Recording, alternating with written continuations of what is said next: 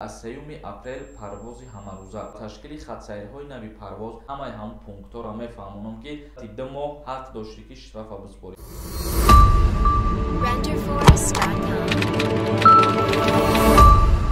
нафароне ки дар шаҳри Москва қарор доред барои сафед кардани дандон ё барои табобати хунукиҳои дандон ё барои кандани дандон ё дарди дандон ба шумо духтур лозим бошад, пас ба рақамҳои рӯи экран муроҷиат намоед.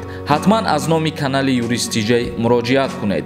бахшида ба моҳи шарифи рамазон тахфиф дорад. ассалому алайкум ба ҳама тамошобинони барномаҳои канали юристиҷей, барномаҳои Сорбон Сафаров. умедвор ҳастам ки якояки шумо тансиҳат ва хонаобод ҳастед. тамошобинони азиз, омади моҳи шарифи рамазона ба ҳар яки шумо муборакбод мегӯм ва худованд кунад ки садҳо моҳи шарифи рамазони дигар мову шумо зинда ва саломат бошем. моҳи шарифи рамазони ҳаматон муборак боша. бори дигар якчандин ахборотҳои нав баҳри шумо айни ҳол пешниҳод мекунам ва дар давоми видео комментарияҳоро мехонам, ба саволотон ҷавоб мегардонам. чӣ хеле ки хитон медонед, тақрибан 2 ҳафта пеш ман видео карда будам ва гуфтам ки ширкати S7 Россия парвозҳоша ба Тоҷикистон қатъ гардонид, вале хушбахтона боз аз сари нав парвозҳои худша шурӯъ кард. ширкати S7 парвозҳои ҳамарӯза ба Тоҷикистонро аз сари нав мегирад. ширкати ҳавопаймоии Русия аз аввали моҳи апрел чанд парвозро ба шаҳри Душанбе, Хуҷанд ва Бохтар аз сар мегирад.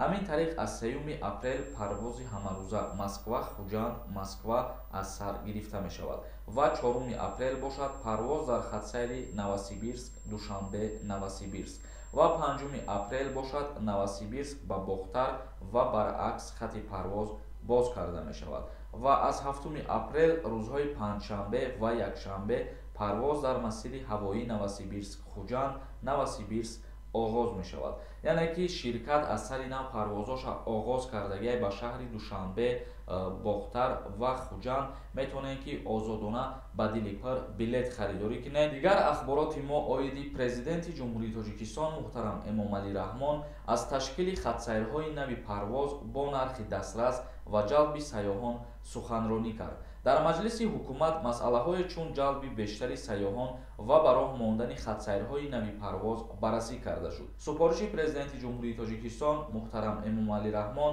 дар ҳолест ки қаблан агентии авиатсияи граждании ҷумҳурии Тоҷикистон аз тааҳдуди ширкатҳои ҳавоновардӣ ба поён бурдани қимати билети парвозҳои миёни Русияву Тоҷикистон хабар дода буд. яъне ки супориши президенти ҷумҳурии Тоҷикистон дар ҳолест ки қаблан агентии авиатсияи граждании ҷумҳурии Тоҷикистон барои қимат шидани билетҳо аз ширкатҳои русӣ дархост карда буд ки нархи билетҳо арзонтар карда шаванд ва ба ҳамин хотир президенти ҷумҳурии Тоҷикистон дастур дод барои арзон будани нархи билетҳо ва ташкил кардани хатсайрҳои нави парвозӣ барои сайёҳон. бахшиши зиёд як чизи дигарам қайд мекунам дар ҳамин видео. чӣ хеле ки медонед, ман конкурс гузаронидаам ва дар конкурси ман 11 дона приз мебошад. 10 та конверти 5000 рубла ва 1 та мошини Lada Priora. аллакай 200 донаи дигар билет мондагиай, як билет 250 рубл мебошад. касое ки агар 10 дона билет бигиранд, 4 билети дигар айноми ман падарка. дар ин ҳамин картаи Сбербанк сумша мепартоен. карта ба номи Мунис Хуршедович мебошад ва метавонед ки чектона дар рақамҳои WhatsApp роӣ кунед.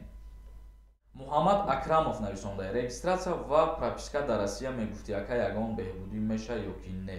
мутаассифона оиди Федератсияи Россия ягон ахборот оиди регистратсия нест. Азимов нависонда: салом ака, барои проверкаи паспорт телефона намегирад, ҷавоб намедиҳад. пешакӣ раҳмат. бародарои азиз, ба ҳаматон хотиррасон мекунам, ҳамун нафаре ки проверка мекунад ки шумо депорт ҳастен ё ки не, бисёр одамо менависонаша, ба ҳамин хотир вай успед намекунад ки сари вақт ба ҳамаи шумо ҷавоб бигардонад. ҳаматарафа лайв нависонда: ака, ҳамун саволи мо чӣ шид? меган 6 моҳ офиtsiални кор кунӣ, паспорти 3 сола гирифта метавонӣ. бародари азиз, барои агар трудовая договор бугӯй, агар ма дар видеои ояндам ё ки ягон видеоонда алоҳида ҳамаи ҳамун пунктҳоро мефаҳмонам ки офиtsiална ба договор кор кардан барои шаҳрванди хориҷӣ чӣ плюсҳо дорад, бисёра плюсҳош насиб ман ҳамаша мефаҳмонам, як видеои алоҳида мекунам. духтараки ғариб нависонда: салом ака, барои Россия гап занем. Ӯзбекистона чо мекунем? мо Ӯзбекистон барои одамои бизнесмена борда мераванд. ҳаст сай нафарое ки ба Ӯзбекистон сафар мекунанд. Ба ҳамин хотир ҳар чизе ки ба тоҷикҳо тааллуқ дора, фарқ надорад кадом давлате ки набоша, мо дар бораш гап мезанем. Шарифиён нависондаи: салом браҷон, ба мошин аз Россия ба Тоҷикистон равам. Чӣ документ сабой дар кор мешавад? Пешакӣ раҳмат. Ба мошин намешава ҳозир омада, барое ки марзҳо бастаанд. Рӯзҳои наздик Қазоқистон марзҳоша бо Федератсияи Россия ҳуй мекунад, мумкин баъд иҷозат битиҳанд. Ҳозир мумкин нест бародар. Султонова нависондаи: ман 3 рӯз пеш ба картаи Душанбесити 50 000 оӣ кардам. Метавонанд ки курси имрӯза катӣ бигиранд. Намедонам чира асос дар назар дори, ай киҷо ба киҷора, лекин як гап мегӯм, агар ай Россия ба картаи Душанбесити пул партофтагӣ бошӣ, ҳамун рӯзе ки пула партофтагӣ курс чанд қадаре ки бор ба ҳамун курс да карта мегзарад, вай иваз намешава вақте ки курс дигар шид. Як каси дига нависондаи: салом Макаи Сорбон, комментарияда менависам, ҷавоб наметӣ. Ман Ниёзов дар автобус дар Сахарова контролёр қапид. Права нарушение зад, штраф кар 1000 рубл. Худи ҳамон рӯз споридам, 2 моҳ вақт дод. Бачаҳо як ҳафта меган, баъд меспоридан, ҷавоб гардод. Худи ҳамин рӯз споридан хуб ё ки як ҳафта мегузашт, панот ба худо. Барои штраф споридан гуфтаистае ки 2 моҳ вақт дод. Та дар ҳамин муддати 2 моҳ ҳақ дошти ки штрафа биспорӣ, ё ки дар 1 рӯз ё ки дар 50 рӯз. Фарқ надорад. Главни муҳлаташ 2 моҳ буд. Ва агар тезтар биспорӣ бугӯй айно ҳамин нест мешава айбаза, не бародари азиз. Хушбахт Тиҷей нависондаи: салом браҷон, дар ҳолати беҳад вазбин қарор дорам. Оилаам ғамон додестае, ҷидо шудаем. Чикор кунам? Фарзандома нишон наметиҳанд ки ҳар рӯз суддава кардестае. Хонагиёра ғам додестиянд. Худам дар Россияям, наметавонам рафта чикор кунам.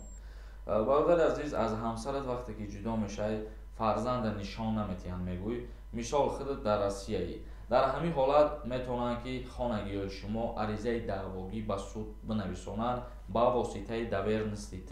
Ва дар ҳоле ки ариза менависонанд ба суд, суд решение мебирорад ва як вақти муайян ҷудо мекунад барои дидорбинӣ кардани фарзанд.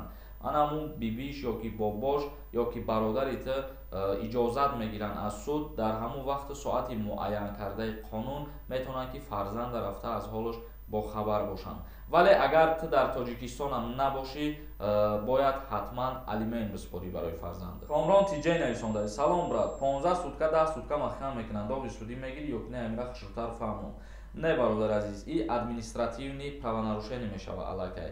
Вақте ки ҳабси маъмуритон мекунанд, дар ҳабси маъмурӣ ё ки ҷаримаи маъмурӣ шаҳрванд доғи судӣ намегирад. тамошобинони азиз, ба ҳамин барномаи имрӯзаро ҷамъбаст мекунам ва дар канали ма ҳатман обуна бишен. То барномаҳои дигар, худованд ҳамаи мо шуморо нигаҳбон бошад.